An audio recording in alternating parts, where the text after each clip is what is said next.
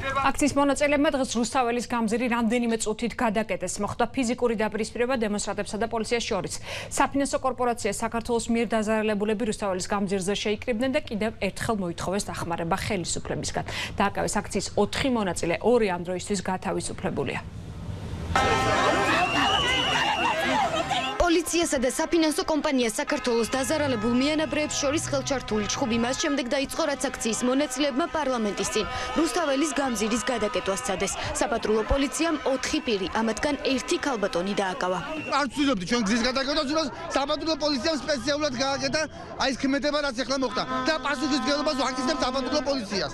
და სახელმწიფოს აი ასეთი საპატრულო პოლიცია ყავს და პლუს ამას საფინანსო კომპანია საქართველოს საერთოდ არ აქცევს ყურადღებას. მის დაზარალებას აი ეს ბატონები ესენი მემუქრე აი ეგ არის შედეგი აი ეგ არის დავაი აი ეგ არის შედეგი ზიდან გადავხანდი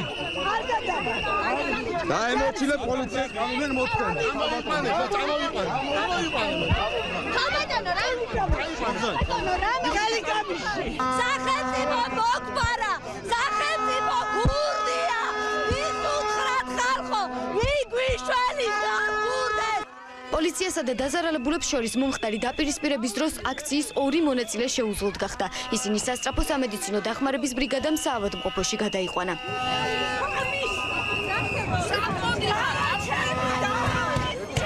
ამის შემდეგ აქციის მონაწილეებმა შინაგან საქმეთა სამინისტროსთან გადაინაცვლეს. მათი ინფორმაციით პოლიციამ აქციის მონაწილე 6 პირი დააკავა. როგორც დაზარალებული მიანაბრეები აცხადებენ, ისინი დღეიდან პროტესტის უკიდურეს ფორმას მიმართავენ და პერმანენტულ აქციებს გამართავენ. 7 თვე არის არავინ პასუხს არ გვცემს.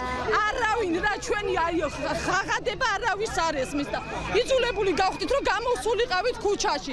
შინაგან საქმეთა სამინისტროს ინფორმაციით საპატრულო პოლიციამ რუსთაველის გამზირზე აქციის მონაწილე 4 პირი ადმინისტრაციული კოდექსის 166 და 173 მუხლებით დააკავა, რაც წვრილმან ხულიგნობასა და პოლიციისთვის დაუმორჩილებლობას გულისხმობს.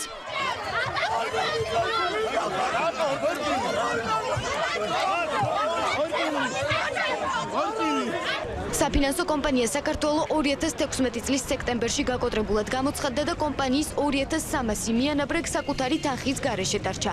ამ ეტაპზე მიმდინარეობს გამოძიება და განსაკუთრებით დიდი ოდენობით თანხის ჯგუფურად გაფლანგვის ბრალდებით დაკავებულია 2 პირი. საქალაქო სასამართლოში საქმის არსებითი განხილვა ამ დრომდე გრძელდება.